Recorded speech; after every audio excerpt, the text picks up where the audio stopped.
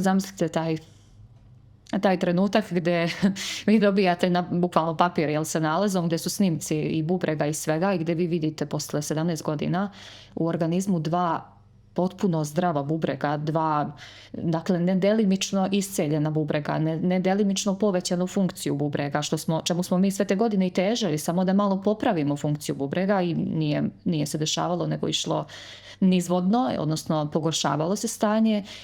I ja gledam ispred sebe 2 nalaza gdje ja kao da nikad, ja se zezam da nemam sve te nalaze, to je toliko čudo da kao bubrezi mi danas u stanju kao da nikad u životu nisam ni imala problem. Dobrodošli u novu epizodu podcasta Vivere, život kao takav.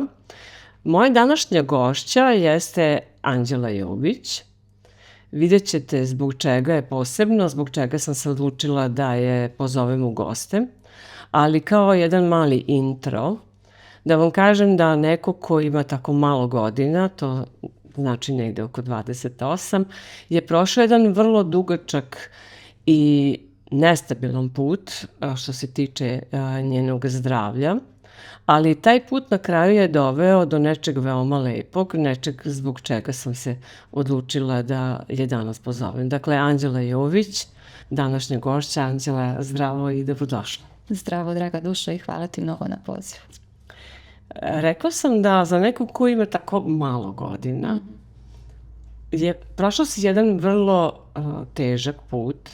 Dakle, hajde da kažemo ovako da od 2. godine kreće borba sa bolešću.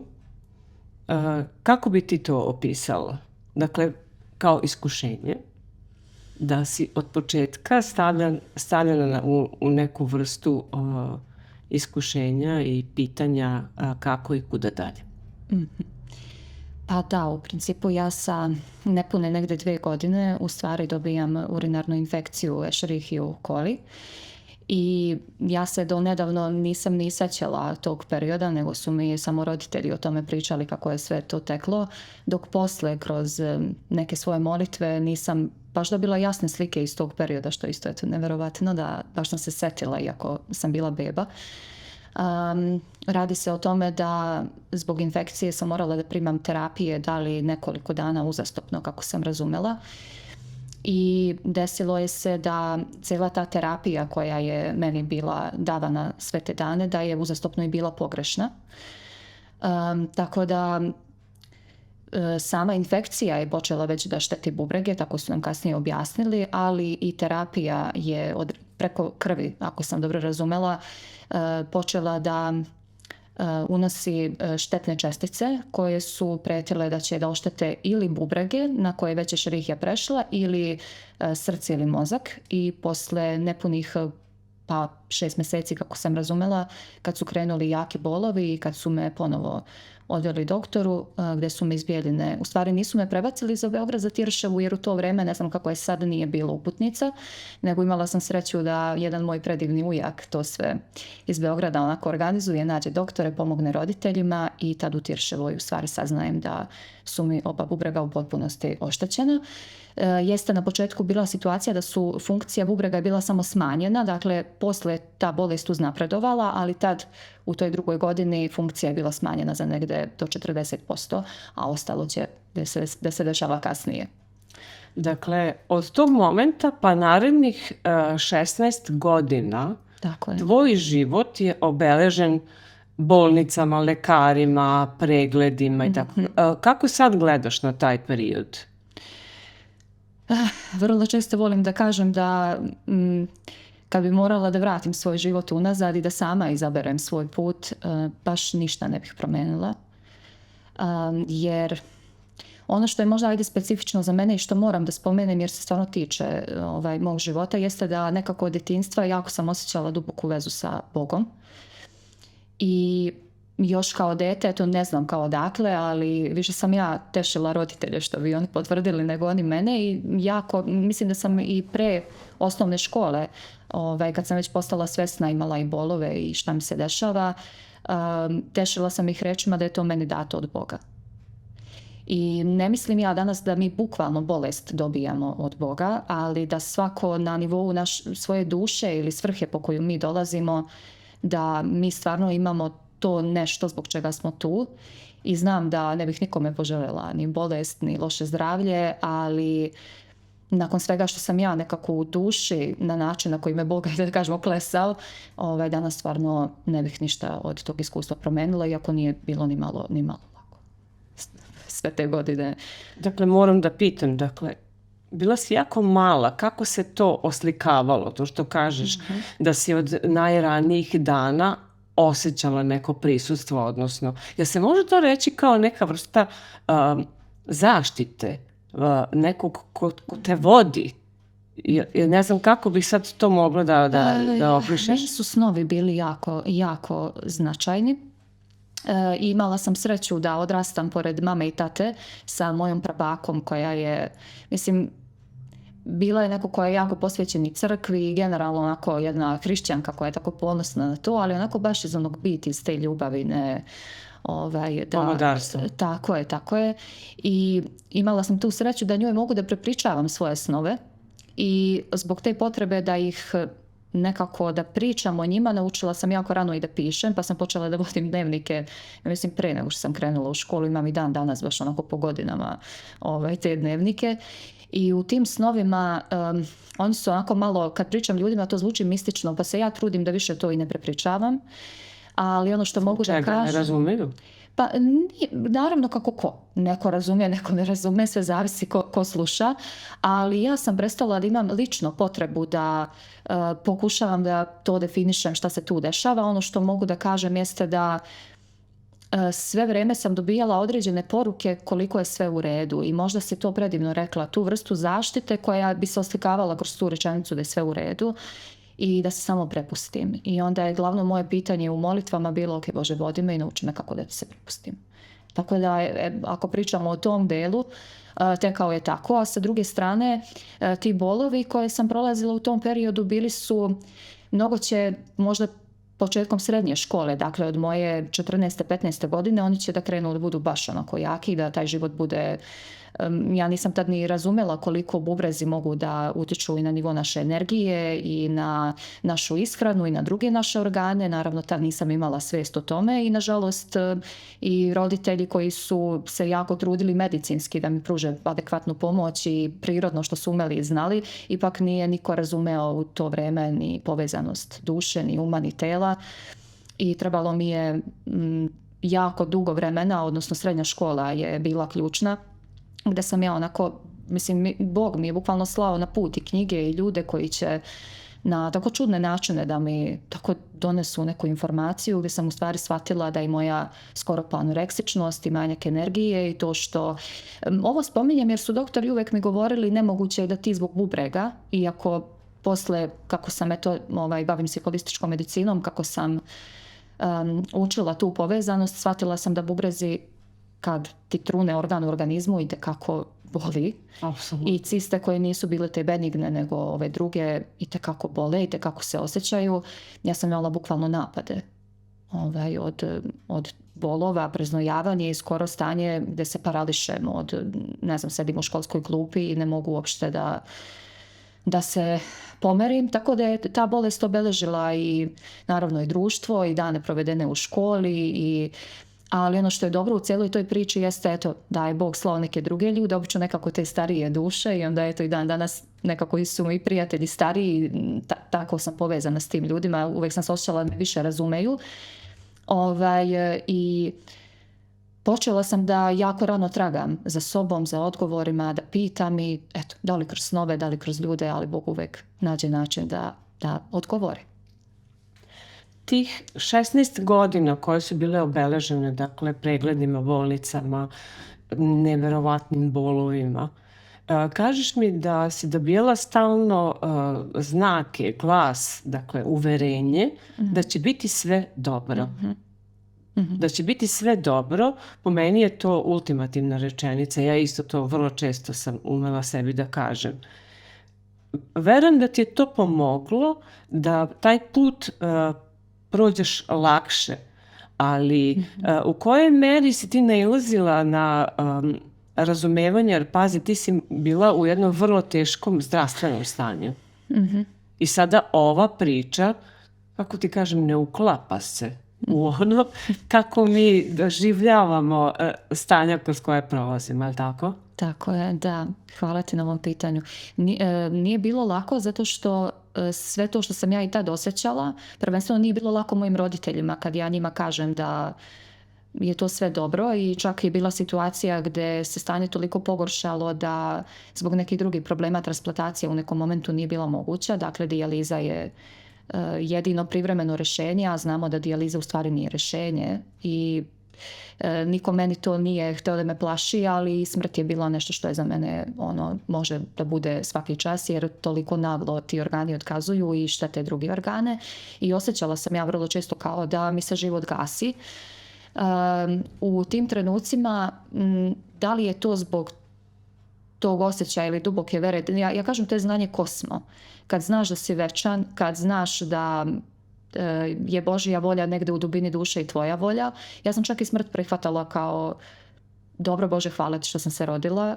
Ako je moja misija da ozdravim, ja to želim, ako nije, to je meni u redu, ali ja ću, pošto sam naravno voljela život, naročito kao dete, mislim, bila sam neko ko je jako radostan i razigran i slično, koliko su mi fizičke mogućnosti dozvoljavale, ja sam rekla, ok Bože, ja ću da radim sve što je do mene, da negujem život u sebi, a ti onda odluči da li će taj život da se nastavi.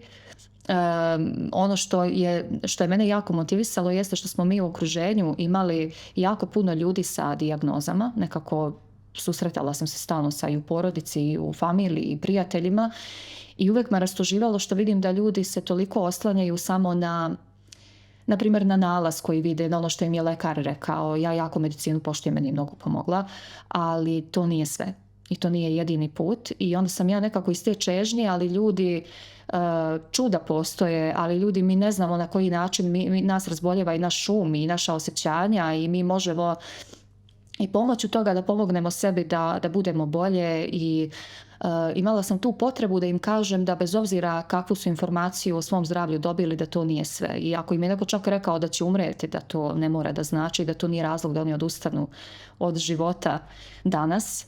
I mislim da je taj moj stav i ta moja potreba mene kao da me je terala nešto iznutra. Dobro, ajde, budi ti primjer toga. Budi ti primjer. Kako se to oslikalo? Toga da budeš primjer?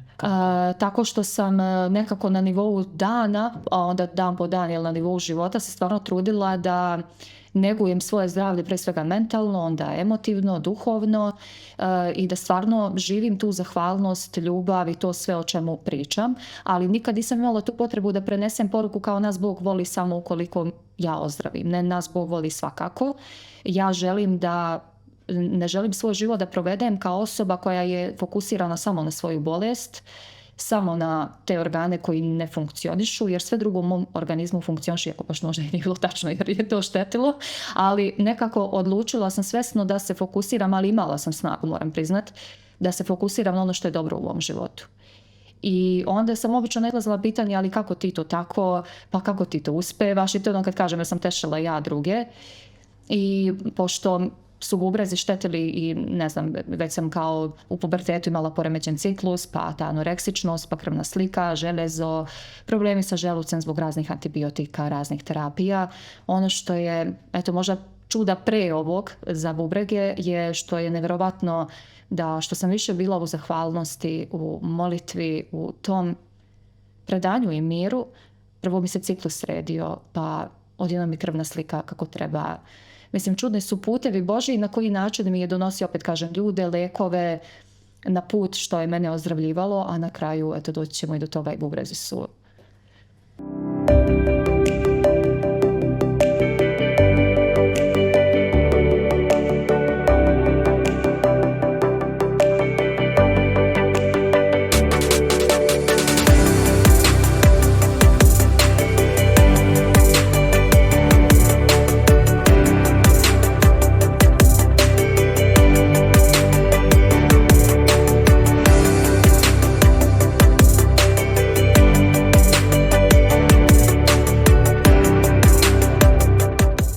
Dakle, neko ko sada sluša, on će reći da to nije razlog.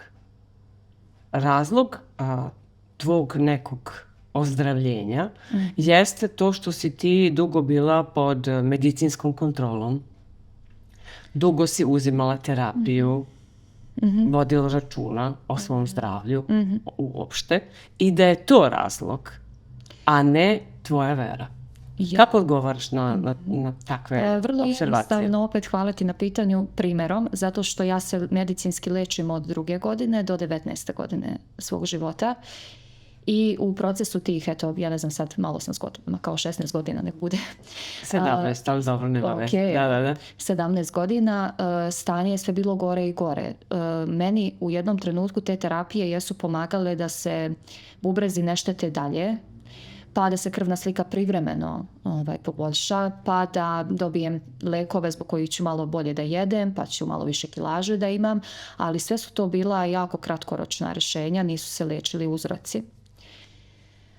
I nije se uopšte posvećivala pažnja ni mojim osjećanjima koja su mene, moram priznati da koliko god je fizički bio problem i ono što sam ja psihički i emotivno prolazila i kako je dodatno utjecalo na moje tijelo i razboljevalo ga. I ono što je činjenica jeste da sam ja sa tih 19 godina, 18 u stvari tad bilo, otišla u Tirševu na redovan pregled, gdje, odnosno nije bio redovan jer zbog bolova smo otišli ranije i tad smo u stvari saznali da su bubrezi skoro pa nestali iz organizma koliko su truli. Bukvalno organi koji su to, kad pogledate ih i na nalazu, čak i vizualno i fizički, vi vidite onako spljoštene organe i tad su rekli da me pod hitno moraju uključiti na dijalizu. Međutim, imam terapiju koja traje, to je taj jun o kome ovdje pričamo, da ću terapiju koristiti do septembra sa naravno redovnim kontrolama između i u septembru ću krenuti na dijalizu za ostatak s obzirom na nemogućnost transplantacije dok bude funkcionisala dijaliza, odnosno koliko budu mogli da mi produže život na dijalizi.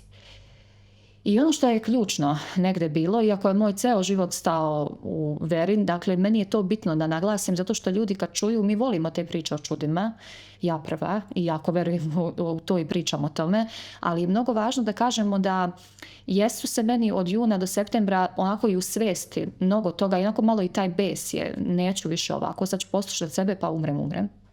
Eto, ja sam zaista, i čak sam i roditeljima rekla da im se izvinjavam na svemu onome što oni prolaze sa mnom emotivno, ali da ja stvarno više ne mogu da se oslanjam samo na medicinu, jer meni duša česne za nekim drugim putevima.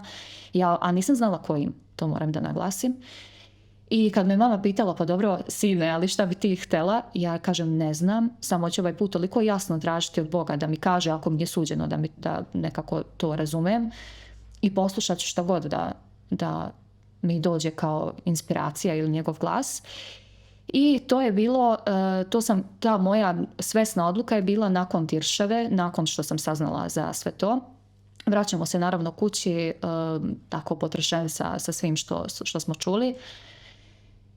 Ja ohrabljena s vlastitom odlukom načina, kao ja sam bila ili ću stvarno živjeti i živjeti onako sljedeći svoju dušu i ono što ja osjećam, ili ću umreti dostojanstveno, ali ne želim više da slijepo pratim, pa čak, iako opet kažem, jako poštujem lekare, ali ni to što oni kažu, jer osjećam da to nije sve, pa eto, neka na vlastitu odgovornost se desi šta god bude trebalo.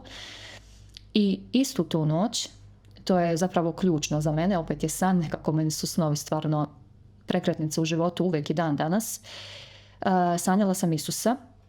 I iako je taj san sam po sebi faktički nema radnju, odnosno radnja je takva da smo mi u nekoj radionici gdje klešemo neko drvo, ne znam, i on meni sve vrijeme nešto priča dok ja predržavam to drvo koje on seče. I kad sam se probudila iz tog sna, to je jako malo specifično, jer ni dan danas ja ne mogu da shvatim da li je to o čemu sam ja razmišljala i da li je bilo u snu, jer kao polujava, ne znam, kao i budna sam i nisam, jako čudno neko stanje.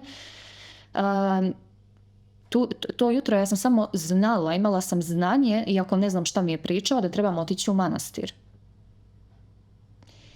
Ja jesam bila neko ko je ceo život po crkvama, po manastirima, odnosno kroz ljubav, jako to volim, bila sam zaljubljena u ikone ceo život i u ikonopis generalno i u hrišćanstvo generalno, ali kao ne na taj religijski ključan način, nego baš onako kroz ljubav. Prva želja mi bila se za monašima, ali to je druga tema. I ono što se dešava jeste da U principu U koji manastir si otišla?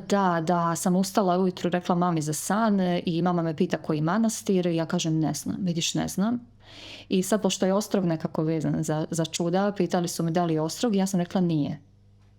I da sad ne dužim tu cijelu priču, isti taj dan nas je baka mamina mama pozvala da dođemo na kafu jer je došla neka komšenica naša iz Njemačke sa ćerkom i sedeći kod bake na toj kafi, ta komšenica nam priča kako je njoj jedan sveštenik u jednom manastiru onako jako duševno razgovorima samo pomogao da iako je ona nije imala nikakve zdravstvene probleme i da ne pričam nijednu priču, ono što sam ja u tom trenutku znala, odnosno s mamom sam se samo pogledala i obje smo znale da je to, odnosno da sam dobila informaciju koji je to manastir.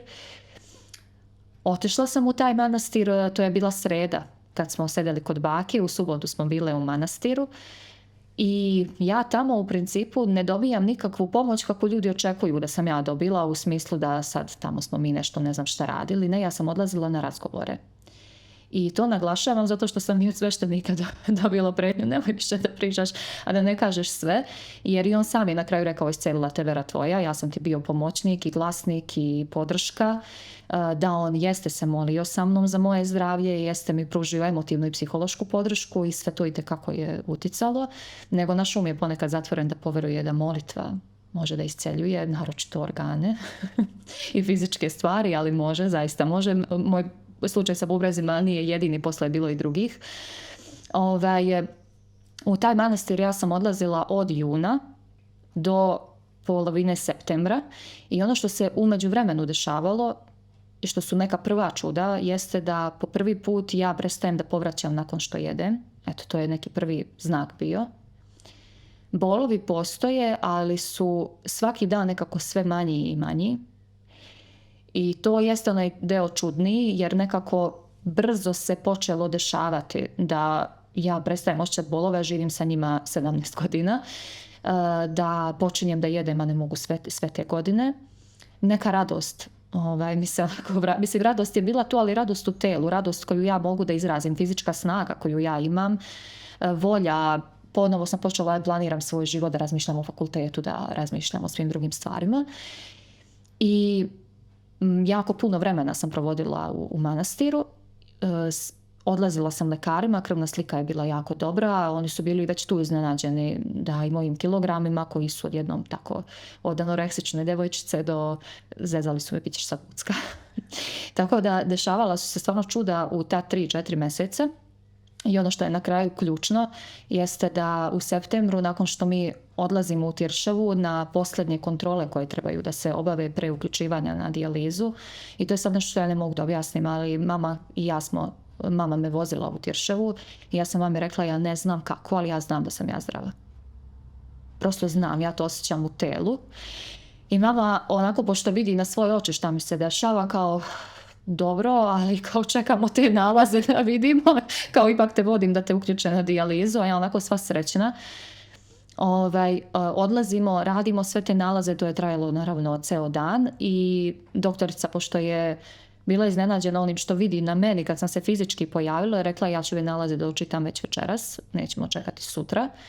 I nakon što su se nalazi, nakon što su bili gotovi svi, kad smo ušle mama i ja u ordinaciju, ja vidim doktoricu koja me lečila sve te godine i ona kaže moramo sve da ponovimo. Kao zbog čega? Pa verovatno ili nam aparati ne rade ili smo... Neka greška. Neka je greška, možda su nečiji tuđi nalazi, naravno ja već mislim... Ti tada znaš da je to okej? Da je sve u redu? Ne znam nalazima, ali... Ne, ti znaš da je sve u redu i da nije greška. Znam, ja sam se tad rasplakala i čak sam bila neodgovorna iz ove perspektive i rekla ja ne želim ništa da ponavljam, želim samo da vidim te nalaze. Toliko sam insistirala da sam vidjela nalaze i sad zamislite taj trenutak gdje vi dobijate na bukvalno papir sa nalazom gdje su snimci i bubrega i svega i gdje vi vidite posle 17 godina u organizmu 2 potpuno zdrava bubrega, 2, dakle nedelimično isceljena bubrega, nedelimično povećanu funkciju bubrega, čemu smo mi sve te godine i težili, samo da malo popravimo funkciju bubrega i nije se dešavalo, nego išlo nizvodno, odnosno pogoršavalo se stanje i ja gledam ispred sebe 2 nalaza gdje Ja kao da nikad, ja se zezam da nema sve te nalaze, to je toliko čudo da kao bubrezi mi danas u stanju kao da nikad u životu nisam ni imala problem. Tako da ako me pitaš, da se vratim na pitanje kako vera, a ne medicina, ja ne bi odvajala veru i medicinu, pre svega, jer mislim da je i medicina dar od Boga. Ali naravno svako se sa svačim bavi, pa evo neko bi rekao kako to, i često mi kritikuju, ali tebi je doktorica dala pogrešnu injekciju, pa ti si upravo zbog doktorice došla do tog stanja. Međutim, ono što sam još nekako kroz tih 17 godina duševnog rasta razumela jeste da su nama i svi ljudi, ne samo ta naša lepa iskustva u životu, sad ti se i ja volimo i Apsolutno. ti si mi poslata od Boga. Ne, svi su nam ljudi poslati od Boga. To ne znači da ne trebamo biti odgovorni u onome što radimo i da ja pravdam taj postupak, ali duboko razumijem da je to sve služilo mojoj duši i da ako ja odlučim na nivou svesti i predam to Bogu da mi pomogne da iscijelim u sebi tu ranu koja je nastala, jer mi je kroz medicinu nešto došlo je to jedno pomirenje gdje shvatam da medicina i vera stvarno nisu odvojeni, nego da čak i Bog nekad upravo kod nekog baš kroz lekara će da isceljuje. Ja sam imala i predivne doktore za tih 17 godina, jer sam stvarno, kad bih došla u ruke lekara, zatvorim oči i kažem, Bože, ti si u svakom čoveku i čak i bez obzira na nečije znanje ili neznanje, evo i to. Znam da ako ja tebe osjećam i ako ja tebe vidim u svakome, onda ćeš ti sad i u toj doktorici koja mene liječi i sad mi daje injekciju i terapiju, jer na primjer kako sam imala često te promile i primala sam kroz vene razne terapije, tanke su mi ruke i vene pa je to pucalo, to je jako, jako bolelo. U tim trenucima, na primjer, kad doktorica ne može da mi nađe venu ili nešto, neverovatno je da u tom trenutku, iako jako boli, nekad je toliko te boli da ti je teško da imaš misao, ali nekako svest, više kao svest iznutra, Bože pomozi joj i deluj ti kroz sve ovo, neverovatno je kako u tim trenucima se, na primjer, nađe vena, eto. Moram da pitam, samo taj detalj mi je ostao nejasan. Dakle, doktorka je tražila da se ponove rezultati. Tako je. Da li su ponovljeni rezultati? Jesu, da, nisu me pustili dok se nisu ponovili. Idući dan smo došli da se magnetna i svi ostali nalazi odrade ponovo i ponovo su nalazi bili kao i ovaj prvi put, tako da nije bila... Šta je doktorka na to rekla? Pa prvo i doktorka je bila emotivno, a ja kažem potrešena ili iznenađena zato što ipak me liječi sve te godine. Naravno, dešavalo je se kroz sve te godine da neko drugi onaj na odmoru ili nešto, ali prosto prati ceo moj slučaj i vodi ga sve te godine, tako da mi se negdje povežemo svi jedni sa drugima. Pa, šta ste vi radili? I kako je ovo moguće? Jer to je medicinsko čudo. Mislim, u medicini ne postoji nikakvo objašnjenje. Ja sam ga tražila i kasnije čak, jer eto sad su prošle godine i medicina, hvala Bogu, napreduje, ali neko logičko ili medicinsko objašnjenje stvarno ne postoji. Posle kad sam bila u manastiru, da se zahvalim i svešteniku i na podršci i na svemu, naravno ne jednom, nego nakon što se sve to desilo, tad dolazimo do one priče da crkva jeste dom Božiji, telo Božije i molitve i ceo taj život koji je u takvoj vrsti predanja pomaže, ali ne odlazimo mi negdje da bi mi fizički, mislim, ne smijemo Boga, ni crkvu, ni sveštenstvo koristiti kao neku transakciju sa Bogom ili trgovinu sa Bogom, nego da zaista molimo Boga da nam pomogne u srcu da mi jačamo svoju veru, a onda nekoga će put odvesti u crkvu, nekoga će odvesti samo kroz lekare, to je već, svako ima svoj put i Bog za svakog ima put, tako da. Ali nalazi su bili i drugi put. Od tog momenta, dakle, ti nisi krenula nekom putanjom koja je bila dobra u svakom smislu. Mm-hmm. Tu su se pojavile i neke tegobe, dakle, da. Taj put je imao i mnogo rupa po sebi. Tako. Koje su također iskušavale i ono što si ti preživjela, a i ono što te čeka, tako? Mm-hmm. Šta se događalo? Mm-hmm.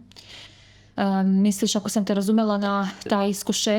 Tako je. Od momenta kada ti shvataš da je sve u redu sa tvojim bubrezima. Dobro. I sada krećeš dalje. Dakle, od tog momenta ne kreće samo cveće i predivnost i sve odlično. Da, hvala ti. Ja nekad ponesena i tom ljubavlju prema svemu što se desilo i ne uzemljim se da ispričam kasnije. Ja zapišem. Svaka čast. Zapišem.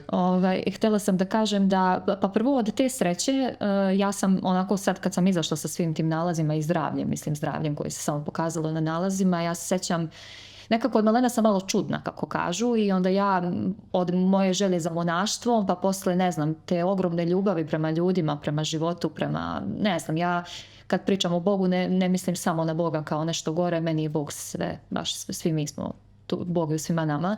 I onda je to ljubav prema životu, ja bih više rekla, i prema ljudima. I onda sam ja bila neko ko je na stepenicama, onako Tirševe koje tako pamtimo, ne duge stepenice, rekla, Bože, da mi je sad sam se naježila mikrofon da svima kažem u stvari koliko ti nas voliš i koliko je sve moguće. I nekako dala sam negdje obećanje i sebi i Bogu da ću tu priču pričati. I opet kažem, ne samo priču o zdravlju i isceljenju, nego i o njegovoj ljubavi prema nama i o poverenju i veri i generalno svemu tome. Međutim, da, tu dolazimo do toga što me pitaš. Iako je moj život se znatno poboljšao i kvalitet života stvarno, mislim, to mogu meriti život od prije i posle toga. Međutim, mnogi problemi i zdravstveni su ostali, jer kad vi živite 17 godina sa oštećenim organima i svim ostalim što se dešavalo, došlo je i do aritmija i do srčanog kanala koji je zapušten i do te generalne malaksalosti u telu, problema, jako velikih problema sa želucem, sa crevima, zbog svih tih silnih terapija i svega što se unijelo. Pritom kreće život, jer život nije samo bolest. Mislim, i ovo mi se pričamo o bolesti i isceljenju, ali negdje sam ja baš i pričajući s tobom i pre tvog podcasta rekla da život i ono između nije samo kao razbolela sam se, iscelila sam se, i to je ono što nas ili razboljeva ili ozdravljuje. Tako je taj period između te dvije krajnosti. Tako i to je ono što se ja trudim, evo sad danas i kad pišem, trenutno pišem i knjigu o tome, nadam se da ću je i završiti, da će ta misija uspjeti. I na Instagramu sad kao profilu, evo gdje se trenutno oglašavam, stvarno se trudim da pre svega sebi probudim svijest koliko je bitno to između ljudima, i zahvaljujući pitanjima ljudi sam to i razumela. Kreće život, kreću pitanja šta sad, kreće potraga. S jedne strane, evo i to studiranje, književnost je bila moja ogromna ljubav, ali sam nekako osjećala, čak mi je i taj sveštenik rekao, dobro ti idi, ali nije to tvoj put, ali će ti služiti, jer ništa nije pogrešno na našem putu, bez obzira, sve nam služi. Evo danas, da nisam sve to učila, ne bi znala tako možda da prenesem neke stvari pisajući, ili ne bi znala gramatički to da ispravno izvedem. Tako da kreće borba kao šta sad, kud sad sa životom, a ponovo shvataš da nisi ti zdravstveno baš skroz ok, nego da tu ima još toga puno. Ali krenuo je život, krenuo je fakultet, pa su krenuli tu neki problemi, pa moja preispitivanja da li je to uopšte ono što ja želim, pa razgovori sa porodicom, pa promjena odluke, pa odlasci u inostranstvo, i to je jedan jako težak period u stvari u mom životu, jer učim se samostalnosti nakon svih tih stvari koje su se već desile, kao nisi ni shvatio šta ti se već desilo, ni to čudo nisi shvatio, ni bolest celo, već moraš da ideš dalje. Tako da ja mogu da kažem da možda tek, iako ja u tom putu, Bog mi je otvorio put da učim jako, na primjer naišla sam na ženu koja mi je pomagala emotivno da se sad iznesem sa svim ovim pomoću cvetnih esencija, odnosno floriterapija, Bachove kape, ajde su najpoznatije. I ja sam odlazeći, na primjer, na tu terapiju radi svojih ličnih potreba, toliko mi je pomoglo da sam pitala, u stvari ona mi je rekla, kao šta ti misliš da možda ti, jer kao ti ipak voliš ovu holističku medicinu. Da počneš time da se baviš. Kao što misliš da probaš sa edukacijom. Sad, pošto sam ja uvijek bila sklona da umanjujem tu vrednost, ko sam ja, da nisam mogla zamisliti kao sad da pomažem drugim ljudima nešto. A osjećala sam tako veliki poziv za to što je to tako suprotnost. I to obećanje, sjetimo se, na tim stepenicama. I opet Bog kroz druge ljude koji te poziva. I sreća, pa to moje razumevanje kako Bog to negdje komunicira s nama. Ja sam se tome odazvala, upisala tu edukaciju. Sve vrijeme, ono što je predivno s tom edukacijom je da vi sve vrijeme to koristite lično na sebi, i onda su moje promjene bile neverovatne, ali ovaj put više emotivne i mentalne. Nekako kao da su mi pomagale da razumijem i šta mi se sve desilo i šta sam sve potisnula u tom putu, jer mnogo toga je potisnutog da biste preživjeli, jer bukvalno 17 godina vam je samo da preživite život. I fizički, a nekad i emotivno i mentalno. I dešava se to i edukacija. Na toj edukaciji upoznajem se, iako sam i ranije, mislim ja sam jako čitajući kao mala i duhovne knjige iz psihologije, baš sam tragač onako u duši. Sad se malo odmaram od toga, dopuštam da sam više u telu i da dam sebi malo prostora za zadovoljstvo i uživanje i da dam to što već znam, a ne da stalno taj moj student mora već ti nešto da traga. Ali u tom periodu upoznajem se i sa Jungom dublje. I iako sam znala za arhetipove, za kolektivno nesvesno i za, to se kod mene zove mapa duše, pa ljudi često povezuju s nekim drugim stvarima, u stvari radi se zaista o Jungovom radu, iako ne bi ga, Jungov rad je jako, jako dubok, tako da ću reći samo jednim delom, da neko ne pomisli da sam nešto. Završavala sam edukaciju baš za mapu duše, baš za arhetipove i ono što se desilo jeste da sam ja, baveći se sa tom mapom, i ona je jako veliki spoj to duše, baš je holistička isto duša, telo, ali kroz arhetip, kroz ono što je duboko utkano u našu dušu. Međutim, taj rad koji traje 5 godina već, malo me u nekom trenutku udaljio od ove moje suštine, rekla bih. Odnosno, ja sam samu sebe nesvesna da to radim, udaljila od toga, valjda pod strahovima.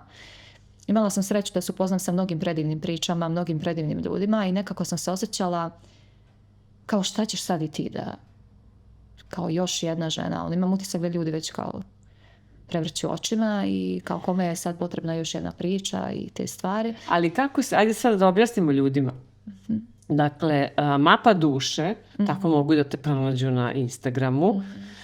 Mapa duše, ja sam gledala i po tvojim tim objavama, da objasnim ljudima, ona je spoj arhetipova, ono po čemu se mi delimo, tako je. Po znacima navoda delimo, i vere.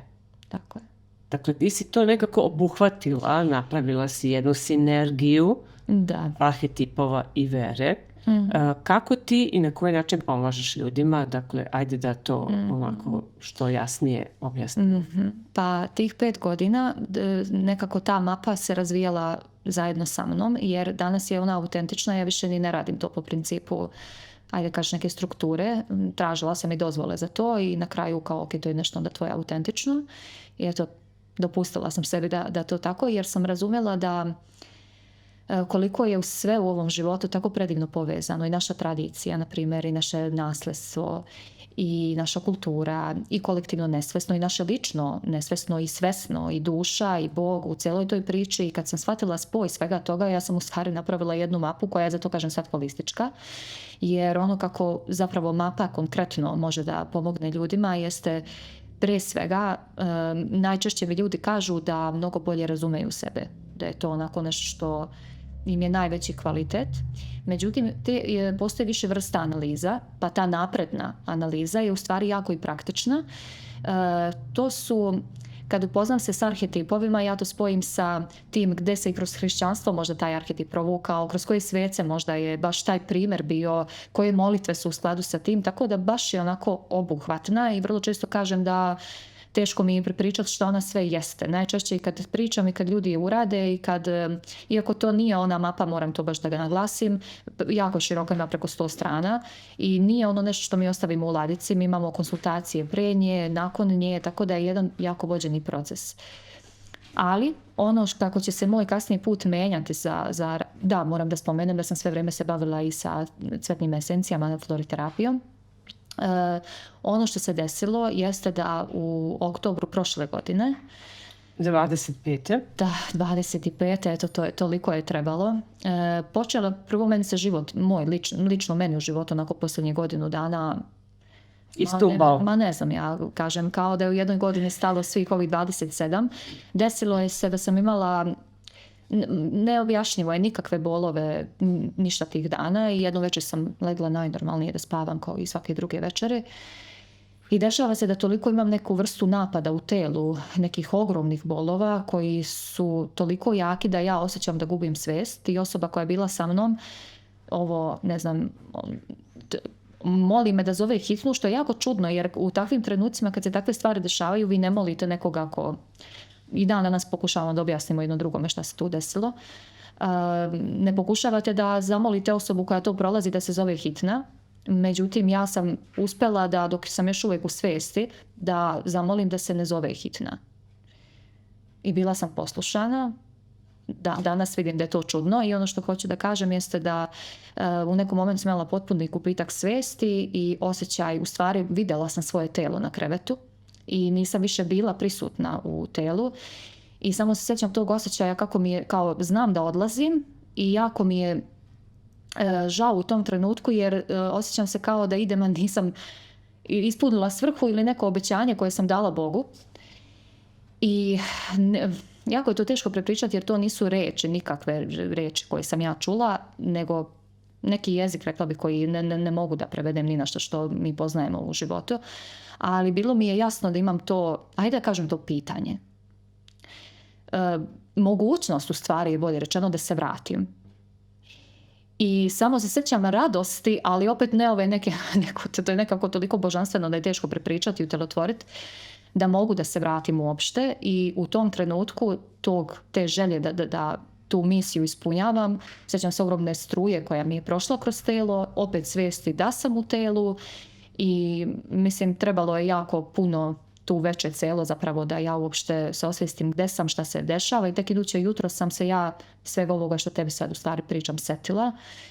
Otišla sam, naravno, odradila idući dan sve moguće nalaze i to je posle potrajalo, radila sam nalaze i danima kasnije. Mislim sam pregledala ono što nisam za 27 godina i apsolutno je sve u redu. Ništa fizički se nije dogodilo, nema se nikakvo objašnjenje. Ako osoba koja je bila pored mene kaže da je to lično srčani, međutim ne, srce mi je u potpunosti. Malo sam imala kao na EKG-u to da mi je, ali logično jer sam baš proživjela ono, ali to je kao pritisak od svega što se desilo i od tad kreće ovaj drugi deo pomaganja. Da, nažalost polako se približavamo kraju, ali ne smem da zaboravim. Dakle, naravno rećemo o tom delu gdje ti pomažeš ljudima, ali ono što je meni fascinantno jeste to da ovo za tebe nije priča o zdravlju, nije priča o bolesnim bubrezima, već je priča o ljubavi. I ta ljubav, to nam je sve. U bilo kom obliku ona bila, bili mi vjernici ili ne, kako god živjeli svoj život, ta ljubav, ona obeležava živote svih nas. I tebe je negde vodila, je li tako? Da li je ta ljubav ta neka tačka u kojoj se ti pronalaziš sa ljudima koji traže od tebe pomoć? Ja sam zbog osjećaja da pa čak i tad, iako tad mi se baš život promenio jer sam bila, ja više stvarno ne mogu da krijem sebe ni svoju dušu i prespremna sam, Bože, na sve što taj put donosi, i na osudu možda i na dobre stvari, i na dobre ljude i kao što si me uvek vodio u životu i kao što to poverenje, kao da sam iscrpila poverenje koje sam imala sve te godine i ok, Bože, sad mi pošalji stvarno one ljude kojima sam ja potrebna i svi ti ljudi su i meni potrebni, svi se mi na kraju, moji klijenti itekako meni pomažu također. I kroz tu molitvu da mi dođu ljudi s koji trebaju, nekako svi moji strahovi i to što sam pristala i na ovaj podcast nekako prvo mi je ovakvo iskustvo, to je to. Želim da se sad odazivam konačno onome što Bog želi za mene, a dok bude želeo, kad ne bude, ja ću to promijeniti, ni nikakav problem. Tako da ljudi koji danas, s kojima se srećem i s kojima radim, to više ne mogu da kažem da su moji klijenti. Ja toliko se povežemo i toliko delimo taj osjećaj, Bože, kao, mislim, oni mi često kažu kao da sam čekala samo tebe, a i ja njima tako ih osjećam kao da ih znam, da se nekako u duši prepoznajemo, da na kraju stvarno nemam drugi zaključak osim upravo to što se rekla, da nas ljubav itekako povezuje i da svako ima svoj izvor i gde je za nas u ovom životu se ta ljubav i na koga preliva. Anđela, ti i ja smo se isto sasvim slučajno, mada ja ne verujem u slučajnost, mislim da apsolutno neke ljude upoznaš u trenutku u kom treba da ih upoznaš. Nas dvije smo se u ovom, ajde da kažem, realnom životu sreli slučajno, ali u stvari i ne. I nas jeste povezala ljubav. Dakle, ja sam stvarno prepoznala, isto ne umem da objasnim kako, ali kada sam vidjela tvoju stranicu, malo pročitala o tebi, ja sam rekla to je to. Drago mi je što si pristala da to prvi put gostuješ u podcastu baš kod mene. Ja isto verujem da to nije slučajno i za mene je to veliko zadovoljstvo i čast i hvala ti što si se odazvala pozivu. Hvala tebi na pozivu i na tome što ova moja ljubav prema Novom Sadu na kraju se obrazila da moj prvi podcast bude i u Novom Sadu i to baš s tobom koja si puna ljubavi. Hvala ti. Hvala i tebi, Anđela. Mislim da će biti prilika da nas još razgovaramo jer tvoja mapa očigledno za tebe priprema još mnogo zanimljivih i dobrih stvari. Šta Bog da na tom putu. Hvala ti puno, hvala ti puno. Dakle, Anđela Jović, moja predivna gošća, nadam se da vam se ova tema jako dopala, nadam se da ste mnoge stvari naučili. Nas dve je povezala ljubav, nadam se da i vas povezuje ljubav sa pričama koje pripremam u ovom podcastu. Za sledeći četvrtak pripremamo također nešto vrlo zanimljivo. Do tada ostajte mi dobro i zdravo i vidimo se. Pozdrav!